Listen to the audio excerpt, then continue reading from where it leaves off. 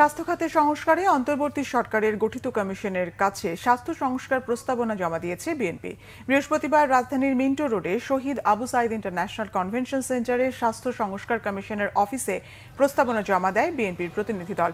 বিএনপির স্বাস্থ্য বিষয়ক সম্পাদক ডাক্তার রফিকুল ইসলামের নেতৃত্বে প্রতিনিধি দলে ছিলেন দলটির সহ স্বাস্থ্য বিষয়ক সম্পাদক এস.এম. রফিকুল ইসলাম বাচ্চু, অধ্যাপক রফিক আল কবির লাবু, ডাক্তার পারভেজ রেজা কাকুন, সহ পরিকল্পনা বিষয়ক সম্পাদক নজরুল ইসলাম, নার্সিং বিষয়ক সম্পাদক জাহানারা খাতুন।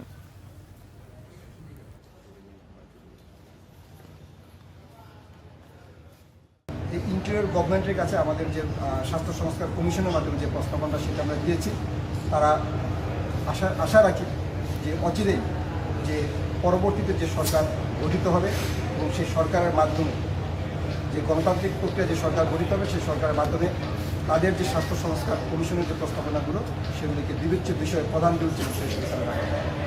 এবং আমি স্বাস্থ্য সংস্কার কমিশনকে অনুরোধ করেছি যে বাংলাদেশের যে যতগুলো হেলথ নিয়ে যারা কাজ করেন, যত স্টেক হোল্ডার আছেন, শুধু বাংলাদেশ জাতীয়তাবাদী দল নয়, অন্যান্য যে সকল দলগুলো আছে তাদের সকলের সাথেই আলোচনার সাপেক্ষে এবং খুব দ্রুত যেটি একটু পেশ করতে পারেন এবং যার মাধ্যমে বর্তমান ইন্টারিয়র গভর্নমেন্ট তারা যেন সেটি কাজ করে।